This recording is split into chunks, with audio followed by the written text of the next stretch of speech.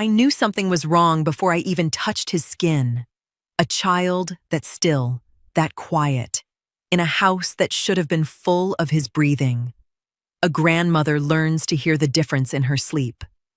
My name is Osi Higginbotham, and before that night, I thought I understood what fear felt like.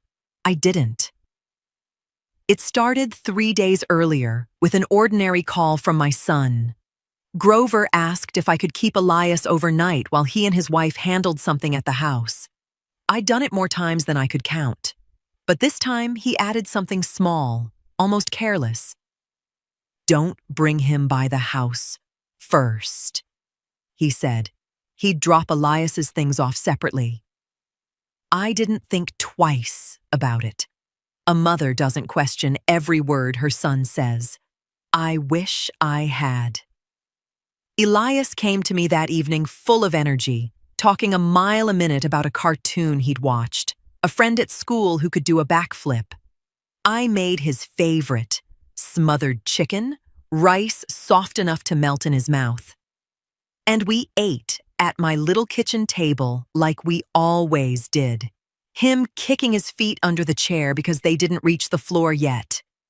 Before I go any further, I want to know, where are you watching this from tonight? Type it below. I read everyone. After dinner, I gave him a bath, put him in the pajamas I kept just for him at my house, and read him the same story he always begged for, even though he had it memorized better than I did. He fell asleep with his hand still holding the edge of the blanket, the way he'd done since he was a baby. I sat by his bed a while, just watching him breathe, the way you do with a child you love more than your own heartbeat. I don't know what woke me at 11 that night. Maybe it was nothing. Maybe it was everything a body learns to sense after 60 years of loving people. I went to check on him, and the room was too quiet, even for sleep. I called his name. He didn't stir. I called it again, louder, and put my hand on his shoulder to shake him gently, the way you do a child who's just sleeping too deep, and his skin was wrong. Too cool. Too still. I don't remember dialing 911. I remember my own voice, high and cracking, telling a stranger on the phone that my grandson wouldn't wake up. I remember the sound of sirens getting louder, then too loud, then stopping right outside my door. 2 paramedics moved past me like I wasn't even standing there, working over his small body on my living room floor while I stood frozen in my own hallway, hand pressed so hard against my mouth I tasted blood. Someone was asking me questions, his age, any medications, any allergies, and I don't know if I answered right. I don't know if I answered at all. At the hospital, they put me in a corridor with fluorescent lights too bright for what was happening, and I waited the way you wait when your whole life is balanced on someone else's face. When the doctor finally came through those doors, he didn't have to say a word. I saw it before his mouth ever moved, and some part of me already knew nothing he said next was going to bring my grandson back to me. The courtroom was colder than any room has a right to be in Savannah in July. I remember that most, the chill, and the sound of my own name being read out like it belonged to someone else. I sat at that defense table and watched my son's wife raise her right hand and swear to tell the truth. Yolette had always been soft-spoken, careful with her words. That day, she used that same softness like a blade. She didn't lie. That's the part that still sits wrong in me. She said I'd seemed forgetful lately, that she'd worried about my house being too much for a boy his age, that she'd mentioned it to Grover more than once. Small things, shaded things. Enough doubt dressed up as concern to make 12 strangers start looking at me different. The prosecutor never once stood up and called me a murderer. He didn't need to. He built his whole case around neglect instead. Told that jury I hadn't meant Elias any harm, that this wasn't about malice, only about an old woman who'd failed in some quiet, careless way to keep a child safe in her own home. Cruelty to children, they called it, the kind the law reserves for failures of care rather than intent. I remember thinking, even then, how strange it was to be convicted of a crime built entirely on the absence of something, rather than the presence of anything at all. My lawyer barely leaned forward when it was his turn. A few questions, nothing sharp, nothing that dug at what she'd really meant by any of it. I kept waiting for him to ask her the one question that mattered, whether anything she described had anything to do with what actually happened that night. He never did. I watched the jury's faces change over those 3 days. At first, there was sympathy in them, looking at an old woman who'd lost her grandson. By the end, there was something else. Suspicion wears a particular look, and once I saw it settle on them, I knew. They didn't take long to decide. Guilty.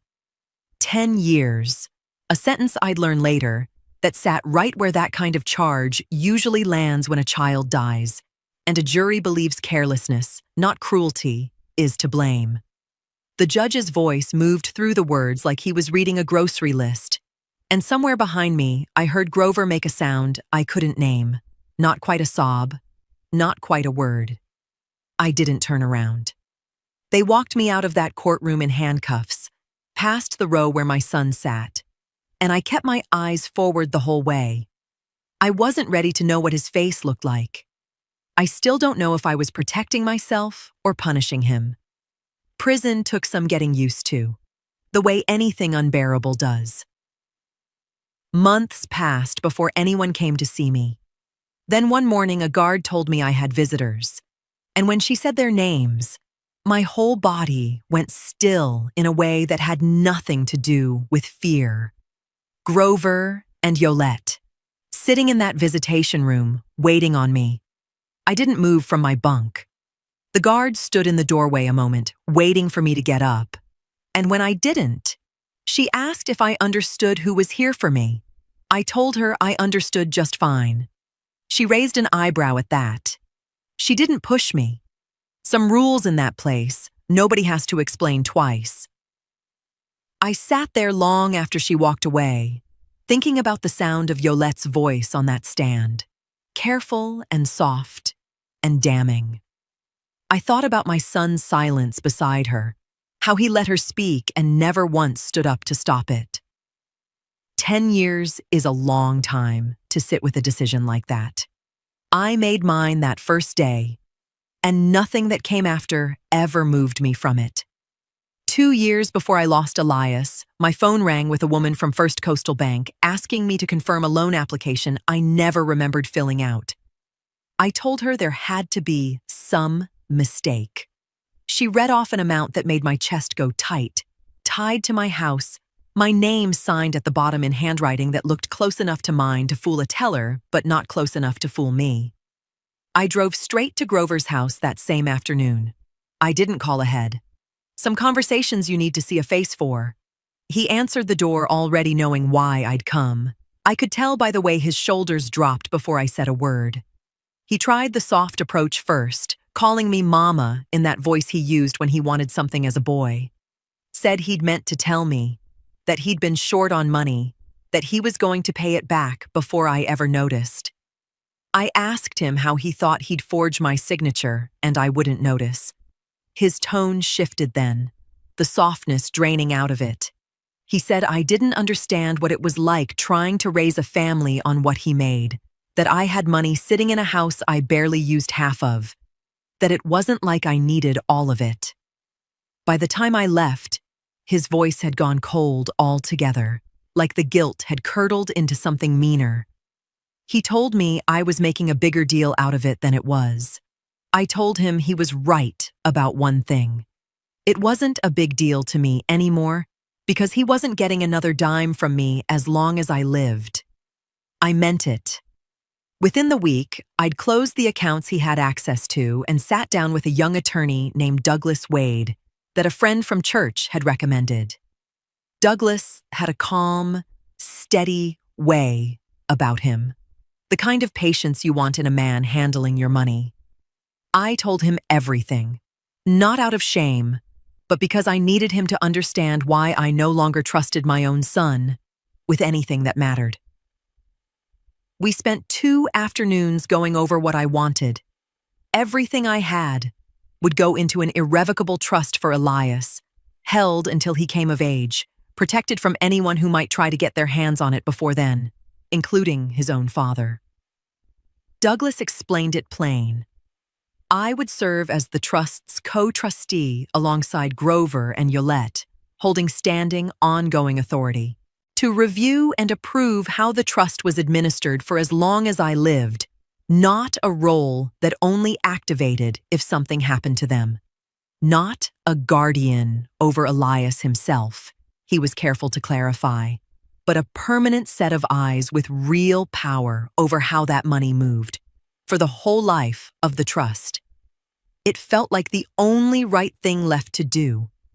Protect the one person in that family I knew hadn't betrayed me, and put someone I trusted, myself, in a seat that could stop anybody from touching it wrong for as long as that trust existed.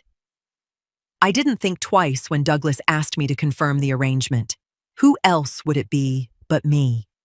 He slid the paperwork across his desk, and I signed my name on every line he pointed to, steady and certain, feeling for the first time in weeks like I'd taken my power back. I had no way of knowing, sitting in that office feeling proud of myself, that the paper in front of me wasn't protection at all. It was the very reason my son would one day decide I couldn't be allowed to stay free. 3 years into my sentence, a woman named Pearl who worked the laundry room slipped a folded piece of newspaper into my hand during count line, quick and quiet, like she was passing contraband. In that place, sometimes she was.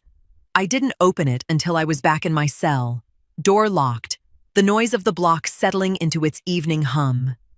It was an old clipping, yellowed at the edges, about Elias, about the trial. One line near the bottom stopped my breath entirely. The grandmother's negligence, it said, printed plain as fact, no question mark anywhere near it. I read it 3 times. Each time, something in my chest twisted a little tighter, a feeling I couldn't yet name. It wasn't new grief. It was something sharper, something with an edge to it. I sat with that clipping until lights out, turning over one thought I couldn't shake loose. Somebody wrote that sentence and never once asked if it was true. They just printed it, because everyone else had already decided it was. The next morning, I put in a request at the law library for my own trial transcript. It took 2 weeks to come through, thick as a phone book, my whole life reduced to typed pages and objection markers.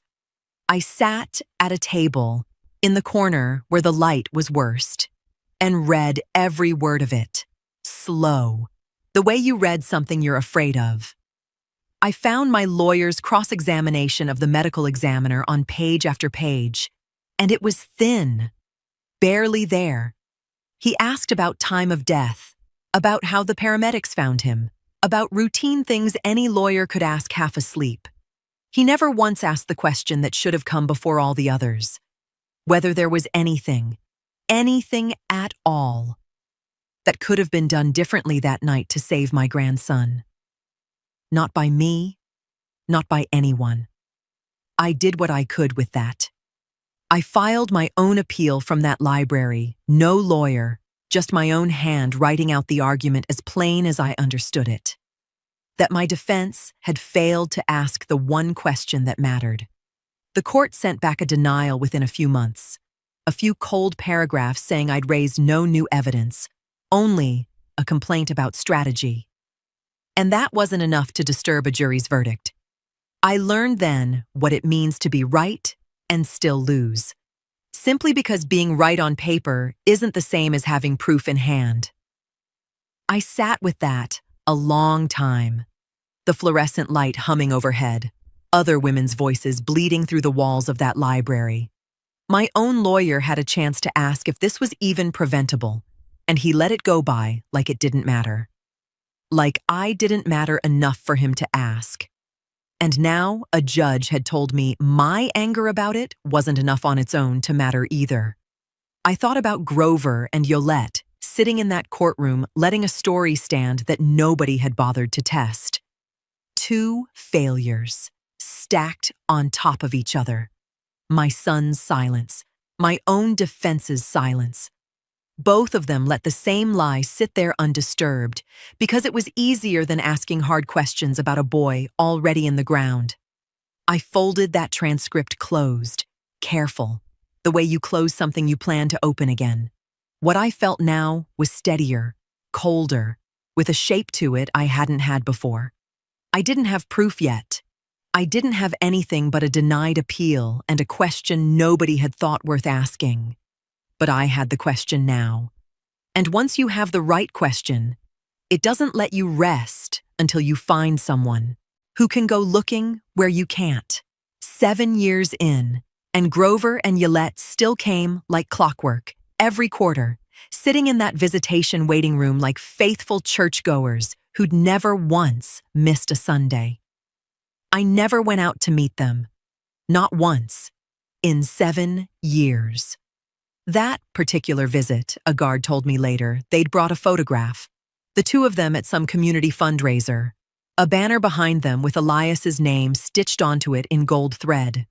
They wanted to show me they hadn't let him fade, that they still spoke his name in public, still lit a candle for him at every gathering that would have them.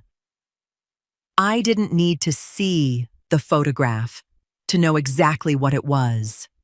Proof, dressed up as love. The same kind of performance Yolette gave on that witness stand, just wearing a different outfit. Through the wall of my cell, I could hear a woman 2 doors down doing an impression of Yolette from a visit months back. That same trembling voice. That same practiced catch in her throat right before the tears came. Timed like she'd rehearsed it in a mirror. The other women laughed. I almost did too, and it surprised me how something that used to gut me could start to feel almost comical from far enough away. The guard came to my door, same as always, told me they were waiting, asked if I wanted to go out this time. I told her no, same as every time before. She didn't push. By then, everyone on that block understood I meant it. I wouldn't learn until much later, from someone who saw it happen, what went on between Grover and Yolette out in that parking lot after they left empty-handed again. Yolette turned on him the second they were out of earshot of the building, her voice sharp in a way I imagine she never let show inside those walls. She asked him what it was going to look like, forever, if his own mother refused to forgive them. Asked him how they were supposed to hold their heads up at church, at family gatherings, in front of people who still whispered about that trial a decade later. Grover didn't answer her, not right away. And in that silence, according to the person who told me about it, something passed between them that had nothing to do with grief, nothing to do with me at all. It was about how things looked. It was about what people would say. I think about that parking lot sometimes, now that I know what I know. 2 people standing outside a prison, angry not because they'd lost a child, not because they'd lost me, but because a woman they'd wronged wouldn't perform gratitude for a photograph. They never once, in all those years, asked me a single real question.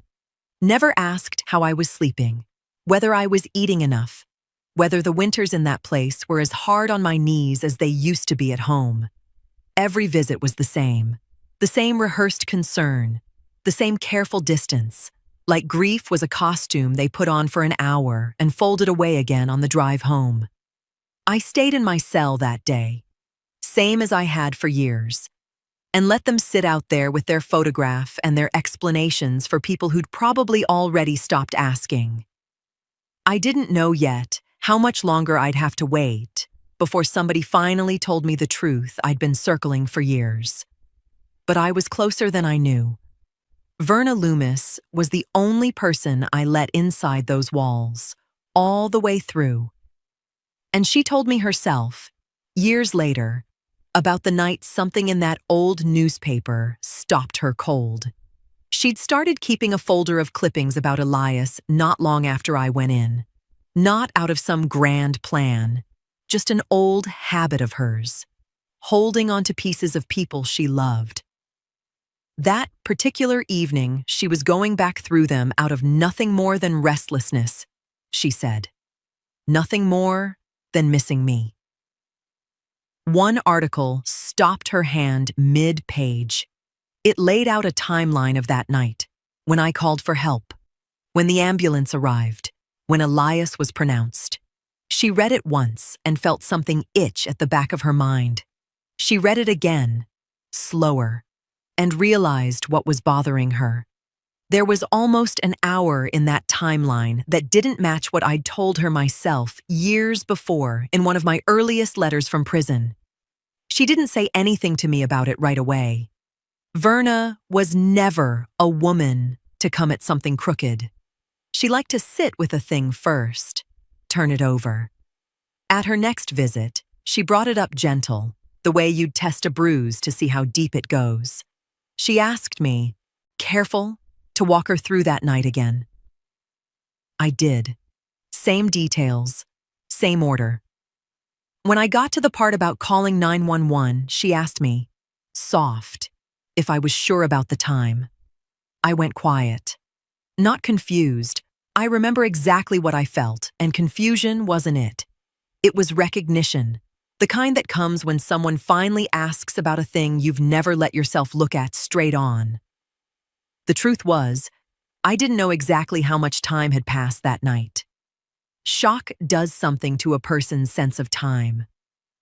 I'd told the story so many times since, smoothing it into something clean and orderly, that I'd stopped admitting, even to myself, that whole stretches of that hallway were a blur to me. I genuinely didn't know if it was minutes or nearly an hour between finding him still and hearing my own voice on the phone. I just never said so out loud, to Verna or anyone, because a woman is supposed to know exactly what she did in the worst moment of her life, and I couldn't bear admitting I didn't. Saying it out loud to her, finally, felt like setting down something heavy I'd carried without meaning to. Verna didn't flinch hearing it. She just held my hand across that table a long moment and told me there was nothing shameful in what shock does to memory. Then she left and told me later she cried the whole drive home, not from what I'd confessed, but from finally understanding what I'd been protecting and how little it had ever needed protecting at all. She decided, somewhere on that dark highway, that if the trial had built so much on a timeline nobody had questioned closely, including my own account of it, then whatever else sat buried in that case deserved a second look too. She knew people, the way anyone who's lived a long life in one place does, and one of them gave her a name. A man who used to do investigative work before he retired, who still took cases now and then for people who couldn't afford anybody fancy. She made the call that same week. Didn't wait, didn't second-guess herself. Just picked up the phone and asked a stranger to help her find out what really happened to my grandson. I didn't know any of this was happening. I was still sitting in a cell, still carrying a folded transcript, with no idea the one person who never stopped believing me had just started fighting for me too. I met Ellis Renfro only once, long after all of this was over, but by the time I shook his hand, I already knew every step of what he'd done for me, because Verna made sure I heard it, piece by piece, in the letters that came after each visit. He started, she told me, with the thing that made the most sense to a man who'd spent a career following money. A life insurance policy taken out on Elias, small as it was, sitting in some file nobody had thought worth mentioning at trial. Verna said his hands were near shaking when he first found it, thinking he'd stumbled onto exactly what everyone whispered about behind closed doors, that somebody wanted that boy gone for what it would pay out. He chased that policy hard for the better part of 2 weeks. Called the insurance company, pulled records, tracked down when it was taken out and by whom. What he found instead deflated him fast. A policy purchased years before any of this, small enough to cover a funeral and little else. The kind of ordinary thing responsible parents buy without ever thinking twice. Nothing sinister in it at all. Verna told me he sat with that disappointment a long while, wondering if he'd wasted good money chasing a shadow. She said in one of her letters that he almost told her the trail had gone cold, but something kept him from closing the file that night. Verna had given him a box of my old paperwork she'd kept for me all those years. Things I'd handed her for safekeeping back when I still trusted Grover with nothing, and needed someone else holding copies of anything that mattered. Old medical authorizations, insurance statements, bills I'd once paid for Elias myself when I still had him over most weekends. Ellis went through that box mostly out of thoroughness, not expectation. Most of it was nothing: routine visits, vaccination records, the ordinary trail of a child's medical life. Then he found a single line that didn't belong with the rest. A reference to an outpatient pediatric visit for Elias, dated months before his death, filed under a department that had nothing to do with the emergency room records. Everyone at trial had pored over so carefully. Verna said he read that line 4 or 5 times, same as she'd read that newspaper timeline herself all those months before. No doctor's name attached yet. No explanation of what the visit was for. Nothing but a billing statement and a date sitting quiet in a box nobody had thought to open in years. He called Verna that same night, she told me. His voice different than it had been in weeks, sharper, awake in a way that told her something had shifted. He said there was a visit out there, somewhere in that boy's medical history, that had never once been mentioned at my trial. Not by my lawyer, not by the prosecution, not by anyone standing in that courtroom deciding my fate. Verna wrote to me not long after, careful with her words the way she always was when she didn't want to hand me false hope. She told me they'd found something, a thread worth pulling, though she didn't yet know where it led. I sat with that letter a long time in my cell, reading her careful words over and over, feeling something stir in me I hadn't let myself feel in years. Not certainty yet, just the smallest, most dangerous thing a woman in my position could allow herself: hope. It took Ellis Renfro almost a month to trace that billing statement to an actual name, Verna told me later. A month of phone calls and dead ends and clinics that had long since closed their doors or lost their records to time.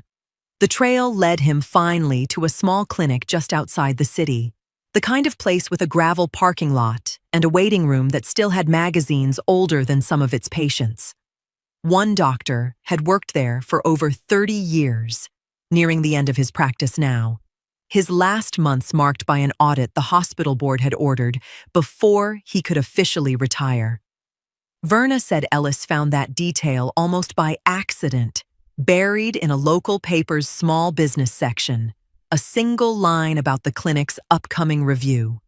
He went out there on a Tuesday afternoon, she told me. No appointment, nothing official. Just a man walking in and asking to speak with the doctor about an old patient named Elias Higginbotham. She said the change in that man's face was instant. Ellis described it to her later as watching a door close behind someone's eyes before they even said a word. The doctor's whole body went rigid, his hand tightening on the folder he'd been holding, and for a moment, he didn't answer at all. When he finally did speak, his voice had gone flat, careful in a way that told Ellis more than the words themselves. He said he didn't remember the case, didn't recall the family, didn't have anything to offer about a boy who died years ago. Ellis pushed gentle, asked if he might have any old notes worth reviewing. The doctor's face shifted again. fear moving in fast behind the practiced blankness. He said, sharp now, that a retirement audit was already crawling through 30 years of his files, looking for any excuse to flag his record before his board review, and the last thing he needed was some investigator raising questions about a case that had already gone through a courtroom once. He said Ellis needed to leave before he called someone about being harassed on his own property. Ellis left with nothing solid, no papers in hand, no admission. But he told Verna, on the phone that same evening, that he'd interviewed enough people over the years to know the difference between a man who genuinely doesn't remember something and a man who remembers every detail and is terrified of what an active audit might do to him if any of it surfaced now. Verna sat with that news a long time before she decided what to do with it. She'd promised herself all those years ago on that dark highway that she wouldn't bring me false hope, but I was close to release by then, and she didn't know if telling me a lead might already be dying was worse than saying nothing at all. She wrote to me anyway, careful with her words, telling me only that they'd found the doctor, that he was frightened of something tied to his own upcoming review, and that Ellis wasn't giving up on him yet. I read that letter in my cell with a feeling I didn't have a name for right away. Not quite hope, not quite dread, something suspended between the two.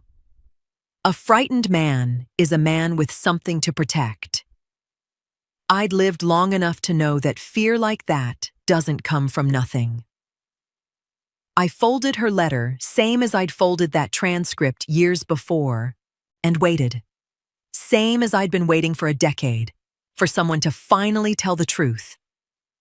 10 years ends the same way it began, in silence. Except this time, the silence belongs to me. They walked me through the last set of doors, a little after 8 in the morning, handed me a clear plastic bag with the clothes I'd worn in a decade ago, and told me I was free to go. No music played. No one clapped. Just a heavy door closing behind me and the wide, flat light of an ordinary Tuesday. Verna stood by her car in the parking lot, same as she always had at every visit. Except this time, she didn't have to leave when the hour ran out. She didn't rush toward me or make a scene. She just opened her arms and let me walk into them at my own pace, the way you let a woman decide for herself how fast she's ready to feel something again. We didn't talk much on the drive. I watched the world go by the window. Strange and too fast. Buildings where I remembered empty lots. A gas station sign advertising a price that made no sense to me anymore. Verna let me have that silence. She always did know when words would only get in the way. About 20 minutes out, I reached into the plastic bag they'd handed me and pulled out a folded letter, worn soft at the creases from handling. I gave it to Verna without a word, watched her eyes move across it at a red light, her face changing as she read. It was a copy of a letter I'd written to Douglas Wade nearly a year before that morning, laying out exactly what I wanted done the moment I stepped outside those gates. Verna looked over at me, something between shock and understanding settling on her face. She asked me, quiet, how long I'd been planning this. I told her the truth, that somewhere around the time Ellis found that doctor's fear staring back at him, I'd stopped waiting to be free and started preparing for what I'd do once I was. A woman can only sit with an injustice so long before waiting starts to feel like its own kind of surrender. Verna folded the letter back up slow, careful, like she was holding something more fragile than paper. She told me she should have known better than to think I'd spent that last year simply counting days. I asked her for one thing only, there in that car, with the whole world moving too fast outside the window. I asked her to tell no one I was out. Not our old church family, not the neighbors who used to wave at me on my porch, and especially not Grover and Yolette. I wanted my freedom to be mine a while longer before anyone else got to have an opinion about it. She didn't ask me why, not that morning. She just nodded, reached over, and squeezed my hand once, hard, the way she used to at the end of every visit before a guard came to take me back. I sat back against that seat and closed my eyes, feeling the sun through the window for the first time in 10 years, without a fence between it and my skin. I didn't know yet everything that letter to Douglas Wade would set into motion. I only knew I was done waiting for someone else to hand me my life back. I was going to take it myself. Douglas Wade's office hadn't changed much in 10 years. Same steady bookshelves, same quiet lamp on his desk. Though his hair had gone gray at the temples since the last time I sat across from him, signing papers I thought were just precaution. He stood when I walked in, came around his desk to take both my hands in his, and told me it was good to see me sitting in that chair again under better circumstances. I told him I wasn't sure better was the word yet, but I appreciated the sentiment. We didn't waste time on small talk.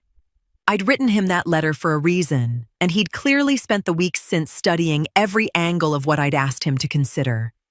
He pulled out a folder thick with paperwork and walked me through it slow, the way he always did, making sure I understood every word before moving to the next. My role as trustee hadn't ended with Elias's death, he explained. And it hadn't ended with my conviction either, for one simple reason. Nobody had ever petitioned the court to remove me from it. He said Grover likely never thought to, either out of arrogance, believing my silence meant I'd never come looking, or out of fear that drawing a judge's attention to the trust might raise questions about how it had been handled since. Whatever the reason, the oversight left my standing untouched, quiet, and legal. Sitting there the whole time, nobody thought to close it. That meant I still had standing to ask real questions about how that trust had been handled since Elias's death, what had been done with it, what hadn't. He said I could formally petition the court and the estate's records for a full accounting, given my continued legal role. I asked him plainly whether that petition would tip anyone off before I was ready for that. He said it would stay procedural for now, nothing splashy, nothing that would land in a newspaper or reach anyone who wasn't already looking for it. Quiet, legal. Exactly the kind of thing that could sit in a file for weeks before anyone thought to ask who requested it. I told him to file it. Today, if he could manage it. He looked at me a moment before he picked up his pen, something in his face I recognized as mild surprise, maybe even a flicker of unease at how steady my voice was. 10 years changes the sound of a person's certainty. He filed the petition that same afternoon, and I left his office feeling something I hadn't let myself feel in a long while. Not peace, not yet, but the beginning of it. I would learn much later, from a cousin who still kept up with that side of the family, what Grover and Yolette were doing while that paperwork moved quietly through the system. They'd hosted a table at the community fundraiser that spring, smiling for photographs beside a banner with Elias's name on it. Yolette had gotten a new car not long before, something Grover mentioned once at a cookout, like it was nothing worth remarking on. They had no idea a petition with my name on it now sat in a courthouse file, waiting its turn. They were still living exactly the life they'd built on top of everything they'd let happen to me, comfortable in the belief that my silence for 10 years meant it would stay that way forever. They didn't know the ground beneath them had already moved. The petition cleared in 11 days, faster than Douglas Wade expected, and he called me himself to say the hospital had agreed to release Elias's full file. I sat across from him in his office that following Thursday, a thick manila envelope between us on the desk, unopened, like it might still change its mind about what was inside. He asked me if I wanted him to go through it first, Warn me if there was anything hard in there. I told him no. I'd waited 10 years to see the truth in black and white. I wasn't going to let anyone soften it for me now. He slid it across and I opened it slow, my hands steadier than I expected them to be. Most of it was routine: vaccination records, growth charts, the ordinary paperwork of a healthy boy growing up loved. Then I found the outpatient notes. The ones from that visit Ellis had first found only a reference to, buried and unnamed, filed under a department separate from the emergency records that had gone before the jury. The doctor's handwriting was small, careful, the kind of penmanship men his age still took pride in. I read his notes on Elias's visit months before his death, a routine checkup that had flagged something in his heart rhythm worth watching. Nothing alarming enough to require immediate action. Nothing that gave any real warning of what would come. Further down, in notes clearly written after Elias's death, added later, I found the words that undid 10 years of my life in a matter of seconds. His condition, whatever it was exactly, had been sudden, undetectable in any meaningful way beforehand, unpreventable, even by someone standing right beside him watching for trouble. Douglas explained, reading it alongside me, why a jury never saw a word of it. The prosecution had no reason to go looking for evidence that would weaken its own case, and an underfunded defense attorney handling too many files never thought to ask what a specialist's outpatient chart, filed months earlier, might still hold. My hands went still on that page. I read it again, then a third time, making sure I wasn't imagining what I was seeing after so many years of wanting it so badly. 10 years I'd carried a guilt I never should have been made to hold. A guilt no one ever handed me outright, but let me carry anyway, silent and constant. Every single day I sat in that cell. And here it was, in a stranger's careful handwriting, telling me plainly that nothing I did or failed to do that night had anything to do with what happened to my grandson. I thought I'd feel relief. I didn't. What moved through me instead was colder than that, sharper, settling into my chest like something taking root rather than lifting away. Not relief. Resolve. I looked up at Douglas Wade, who'd been watching me read in silence, giving me the room to feel whatever I needed to feel without rushing me through it. I asked him plainly if this was enough. Enough to move on them finally, after everything. He was quiet a moment, the kind of quiet a careful man allows himself before answering something that matters. He said it was strong, stronger than anything we'd had before, but that we'd need the doctor himself to confirm it in a signed statement, willing to stand behind his own handwriting if it ever came to that. A file alone, he said, could be explained away by a good enough lawyer. A man willing to say it out loud could not. I folded that file closed, careful, the way I'd folded a transcript once, a letter another time, every piece of paper that had ever changed the direction of my life. I told him to get me that doctor. Verna told me all of this over coffee at her kitchen table, weeks after it happened, her voice still carrying some of the tension she must have felt making that call. Word had gotten back to the doctor, she said, through the same small-town channels that carry everything eventually in a place like Savannah. A nurse who'd once worked at his clinic, now retired herself, mentioned to a friend that Aussie Higginbotham was out and had never once, in 10 years, admitted to anything. That friend knew someone who knew him. By the time it reached his ears, it had traveled through enough mouths that he couldn't pretend it was just a rumor.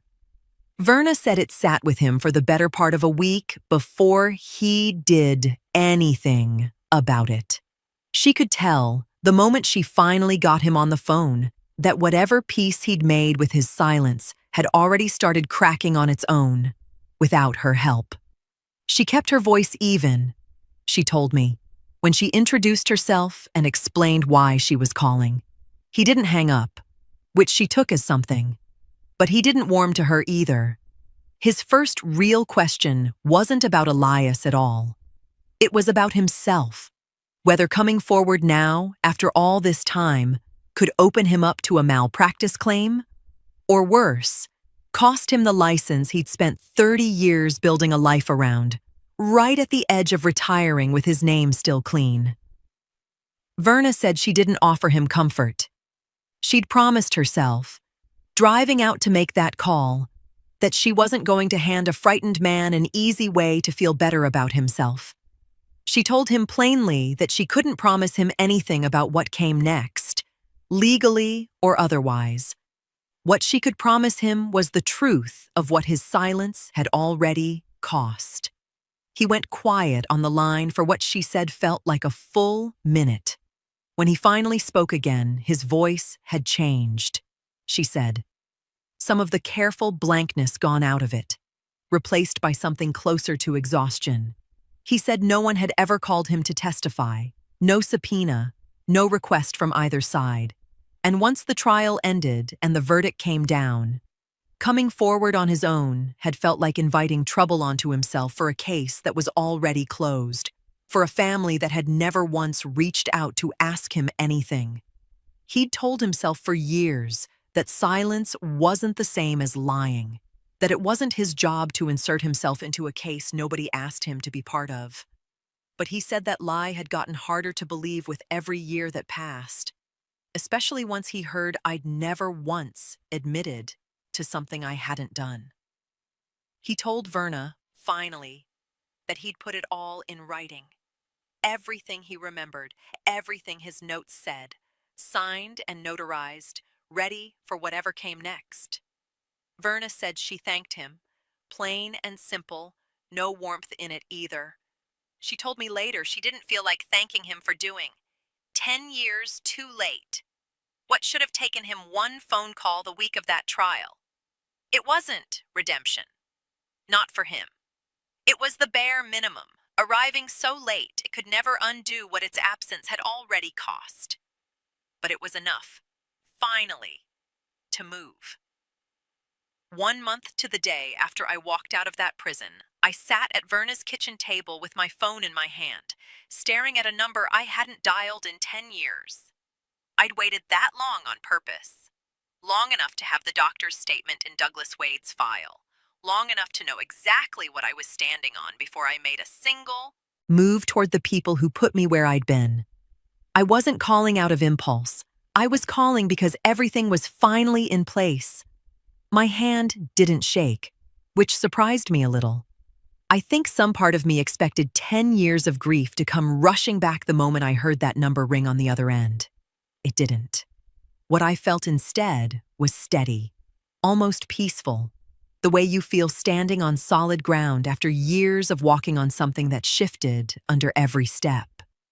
Grover answered on the third ring, his voice cautious, unfamiliar with the number calling him. When I said my name, I heard him go completely silent on the other end, long enough that I asked if he was still there. I kept my voice calm, gentle even. I didn't accuse him of anything, didn't mention the doctor or the file or the 10 years he'd let pass without once telling the truth. I simply told him I was out, that I'd been out a month, and that I wanted to see him and Yolette both.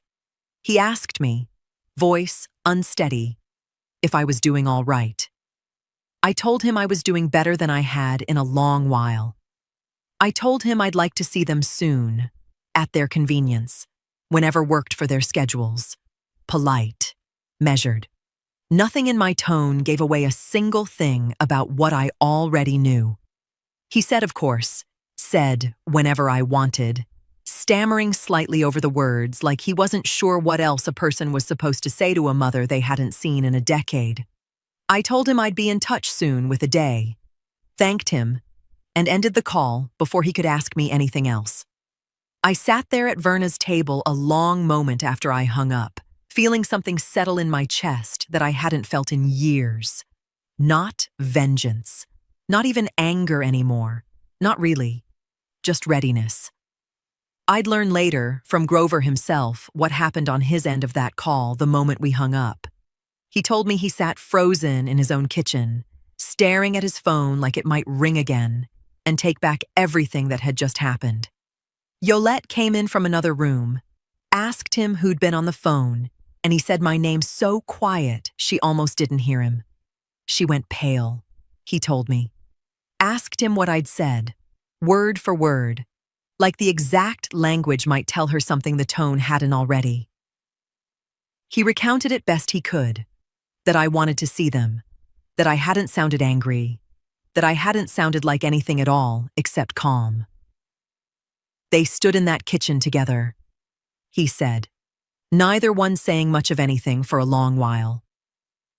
It was Yolette who finally broke the silence, her voice barely above a whisper, asking the only question that mattered to either of them in that moment.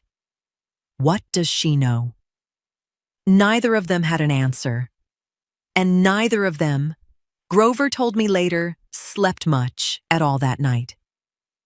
We met at their house, at their request, though I understood exactly why they wanted it that way.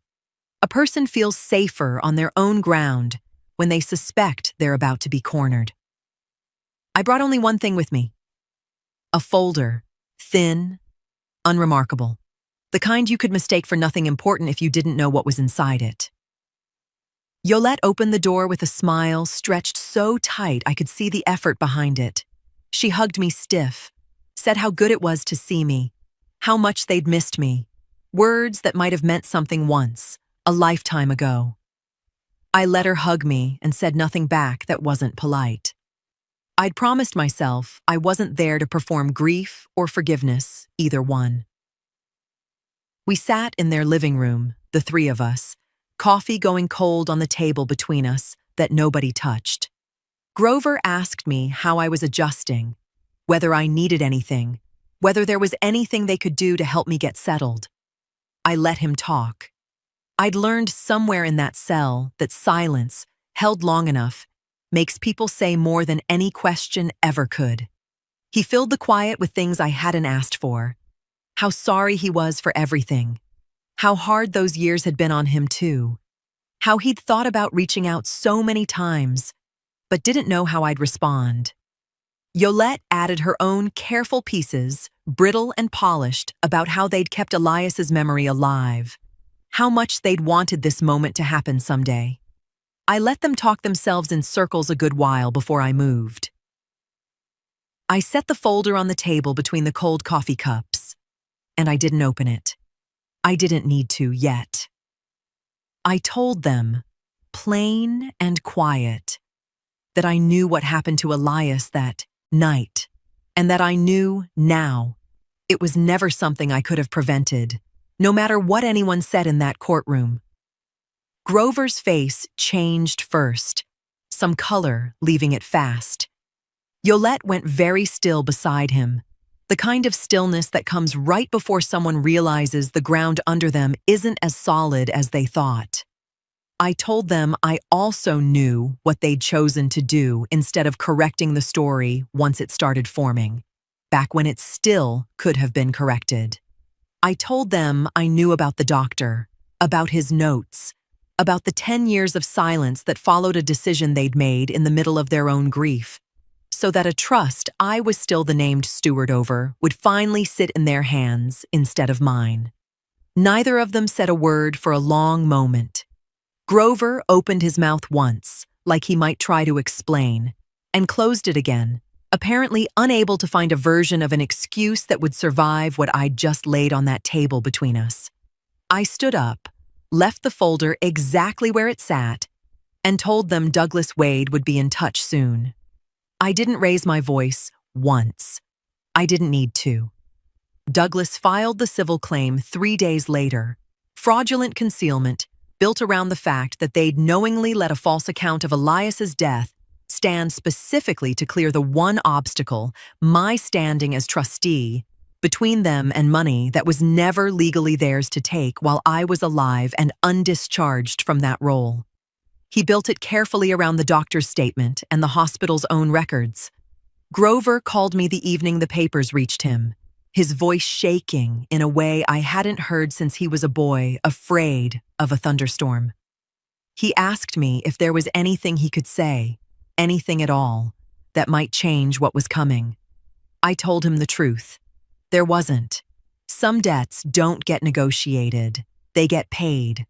The settlement took 3 months to finalize, longer than Douglas Wade expected, but shorter, he told me, than most cases with this much money and this much shame tangled up together. I wasn't in the room when the papers were finally signed. I didn't need to be. Douglas called me himself the afternoon it was done, his voice carrying something close to satisfaction, and told me it was over. Every dollar that had ever moved through that trust since Elias's death, every asset built or bought with money that was never truly theirs to touch, reverted back under terms neither Grover nor Yolette would ever be able to challenge again. The fraudulent concealment claim leaving them no real ground left to stand on once the doctor's statement and the hospital's own records sat in front of a judge. No charges were filed. No headline ran with their names in it. I never wanted that, and I told Douglas so from the very beginning. Prison had taught me plenty about what punishment does and doesn't fix. What I wanted was simpler and, in its own way, harder for them to survive. I wanted them to lose it the way they'd taken it. Quietly. Completely. A cousin told me weeks later about the sign that went up on their lawn. For sale, plain black letters on white. Planted in grass Yolette used to keep so carefully trimmed. Not long after, word came that the little boutique she'd opened a few years back, the one she'd always credited to smart investing, had shuttered without much explanation to the customers who used to shop there every week. The community fundraiser came around again that spring, the same one they'd co-hosted every year since Elias died, banner and all. This time, my cousin said, their names were quietly absent from the program. Nobody made an announcement about it. People in a town like ours don't need one. They notice what's missing just as clearly as what's there, and they draw their own conclusions in the spaces between. I ran into an old neighbor of mine at the farmer's market not long after, a woman I hadn't seen since before my trial. She stopped dead in the middle of the produce stalls, stared at me a long moment like she was making sure her eyes weren't playing tricks, then asked, careful, how I was doing. I told her I was doing just fine, healthy, unbothered.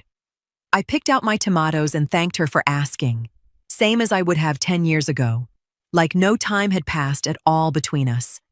She didn't ask me anything else, but I understood, watching her walk away, already reaching for her phone, that whatever she'd just seen with her own eyes would travel through this town faster than any official statement ever could. Some truths don't need an announcement. They just need one person willing to notice and a community willing to talk. I never explained myself to anyone after that. Not to the neighbors, not to the family members who called wanting details I had no intention of giving them, not even to Grover, the few times he tried to reach me again in the months that followed. Some things don't require an explanation once the truth is finally standing where it belongs. I visit Elias's grave every Sunday now, same as I did before any of this happened, sitting in the grass beside that small stone with his name on it, telling him about my week the way I used to tell him bedtime stories. I'm still now, in a way I haven't been in over a decade, not because everything is fixed, some things never will be, but because I finally have what was taken from me that first terrible night. Not just what was owed to me, but the truth itself, standing plain and undeniable, exactly where it always should have been.